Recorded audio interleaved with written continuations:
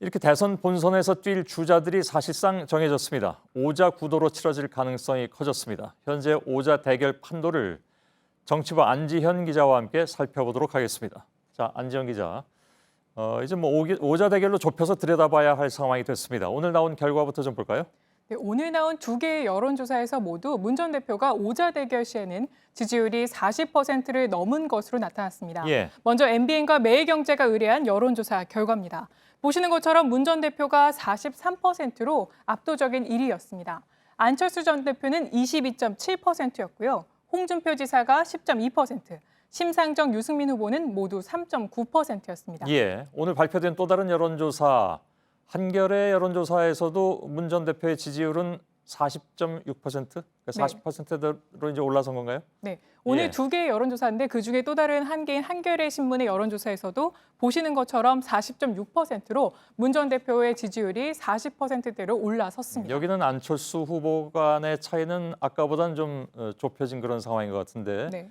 아무튼 이 지표만 보면 문재인 대세론이라고 할 수도 있을지 모르겠습니다. 그런데 과연 이제 그걸 안심할 수 있는 상황이냐? 문 후보의 입장에서 안철수 전 대표의 지지율이 굉장히 많이 오르고 있지 않습니까?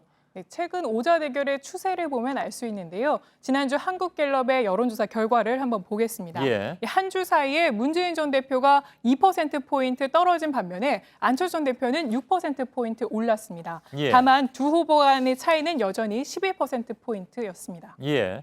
안철수 전 대표가 이렇게 상승한 이유는 뭐라고 보면 되겠습니까? 그동안 이른바 컨벤션 효과라고 불리는 연이은 경선을 통해서 이런 효과를 압승을 하면서 효과를 본 것으로 보이고요. 예. 또 한쪽에서는 안희정 지사가 경선에서 생각보다 부진하면서 일부 안희정 지사의 지지층을 흡수한 것으로 보입니다. 예. 오늘 민주당 후보 경선이 이제 끝났기 때문에 안희정 또 이재명 후보 이 지지표가 어디로 가느냐 이것이 역시 이제 관심사가 될 수밖에 없을 것 같습니다. 네, 그래서 그동안 다자 대결에서 오자 대결로 변할 시에 안희정 지사의 지지층이 어디로 옮겨가는지를 살펴봤습니다. 예. 그랬더니 MBN 조사에서는 안철수 전 대표에게 23%가 갔고 문재인 전 대표에게는 21.9%로 나타났습니다. 예. 근데 아직 이제 정하지 못한 분들이 꽤 많이 계신 것 같네요. 네, 보시는 것처럼 제일 끝에 37.7%가 앞으로 지지할 후보가 없거나 모르겠다고 응답한 건데요. 예. 앞으로 안희정 지사의 약 40% 되는 지지층이 부동층으로 아직 표심을 정하지 못한 상태인 겁니다. 예. 어떻게 선택을 할지 그것도 아무튼 관심 사안이 될 것 같습니다. 이재명 시장은 어떻게 나왔습니까? 이재명 시장은 조금 다르게 나왔는데요. 이재명 시장 지지층의 약 40% 이상이 앞으로는 문재인 후보를 지지하겠다고 답했습니다. 안철수 의원에게는 11.6%였고 심상정 후보에게 8.6%가 이동한 것으로 나타났습니다. 예.